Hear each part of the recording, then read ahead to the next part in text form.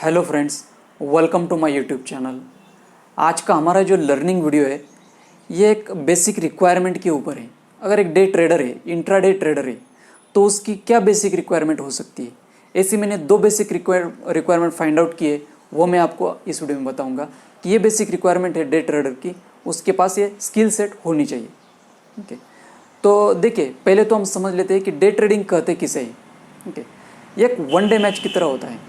जिस प्रकार one day match होता है, मतलब आज मैच हुआ और आज क्या जो फिनिश हो गया, उसी प्रकार आज हमने अगर ट्रेड लिया है तो हमें अपनी पोजीशन आज के आज ही स्क्वायर ऑफ करनी है। मतलब हम उसे ओवरनाइट के लिए नहीं लेके जा सकते, तो इसे कहता है डे ट्रेडिंग या फिर इंट्राडे ट्रेडिंग। ओके, हम ये जो डे ट्रेडिंग होती है वो किस सेगमेंट में कर सकते हैं। हम इक्विटी में भी कर सकते हैं, मतलब जो स्टॉक्स होते हैं उसमें भी हम डे ट्रेडिंग कर सकते हैं, या फिर हम इंडेक्स में भी कर सकते हैं। इंडेक्स मतलब निफ्टी एंड बैंक निफ्टी, ये दो मेजर इंडेक्स है। यहाँ पर लोग इसके ऑप्शन में भी ट्रेडिंग करते हैं, डे ट्रेडिंग करते हैं निफ्टी और बैंक निफ्टी की। ठीक है, तो ये सारे ऑप्शन है डे ट्रेडिंग करने के लिए। तो चलिए हम मेन पॉइंट पर आते हैं कि आखिर वो कौन सी दो बेसिक रिक्वायरमेंट है जो डे ट्रेडिंग के लिए ज़रूरी होती है। ठीक है, चलिए मैं आपको स्क्रीन के ऊपर दिखा देता हूँ। जो पहली बेसिक रिक्वायरमेंट है, तो आप देख लीजिए कि उसके पास ट्रेडिंग सिस्टम होनी चाहिए।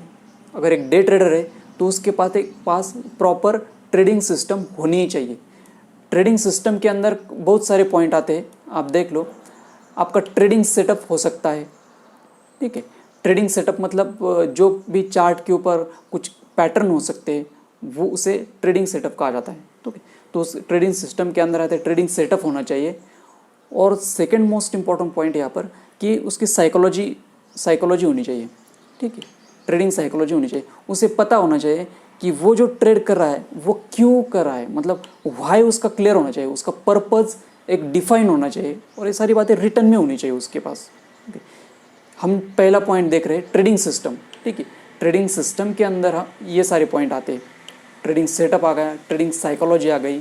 ठीक है, उसके बाद उसको अपना रिस्क पता होना चाहिए, मतलब उसकी एक्चुअल पोजीशन साइज है कितनी, वो कितनी रिस्क ले सकता है, वो उसका ट्रेडिंग सिस्टम के अंदर होना चाहिए। और कुछ ट्रेडिंग रूल्स हो सकते हैं। ठीक है, जैसे कि उसका डेज का रिस्क लिमिट हो गया, या फिर उसको कितने ट्रेड लेने हैं, ये सारी बातें उसके पास होनी चाहिए। ठीक है, तो देखिए अब हमने पहला पॉइंट देख लिया कि जो ट्रेडर होता है, इंट्राडे ट्रेडर या फिर डे ट्रेडर, उसके पास फर्स्ट रिक्वायरमेंट है कि ट्रेडिंग सिस्टम होनी चाहिए। ठीक है, और सेकंड मोस्ट इंपॉर्टेंट रिक्वायरमेंट आप देख लीजिए, यहाँ पर स्क्रीन के ऊपर देखिए, he must have the capacity to sit and watch the screen from 9 AM to 3 PM। उसकी एक कैपेसिटी होनी चाहिए बैठने की कि वो एटलीस्ट सुबह मार्केट जो शुरू होता है तो 9 बजे से 3 बजे तक, 3:30 या 3 बजे तक एटलीस्ट, बहुत से ट्रेडर 3 बजे बाद ट्रेड नहीं लेते, तो एटलीस्ट 3 बजे तक बैठने की उसकी कैपेसिटी होनी चाहिए। Physical capacity and mental capacity उसकी होनी चाहिए। नहीं तो होगा क्या, आप देख लीजिए, अगर वो मार्केट में बैठा है ट्रेडर, अगर 12 बजे तक उसका कोई ट्रेडिंग सेटअप नहीं हुआ है तो उसकी साइकोलॉजी डिस्टर्ब हो जाएगी। ठीक है, क्योंकि उसकी मेंटलिटी और फिजिकल कैपेसिटी है नहीं बैठने की, तो साइकोलॉजी शायद उसकी डिस्टर्ब हो जाएगी और रॉन्ग ट्रेड लेगा, बैड ट्रेड लेगा। ठीक है, तो इस प्रकार ये चीज़ें अफेक्ट करती है। इसलिए जो सेकंड मोस्ट इंपॉर्टेंट थिंग जो है डे ट्रेडर के पास, वो स्किल सेट होनी चाहिए, मतलब उसकी कैपेसिटी होनी चाहिए बैठने की कि वो एटलीस्ट सुबह 9 बजे से 3 बजे तक बैठ सके। ठीक है, हो सकता है कभी कभी उसका ट्रेड अगर जल्दी फिनिश हो गया तो हो सकता है कि वो ट्रेडिंग सिस्टम क्लोज कर दे, तो ये चीज़ें सब होती रहेगी, लेकिन एटलीस्ट उसके पास एक कैपेसिटी होनी चाहिए।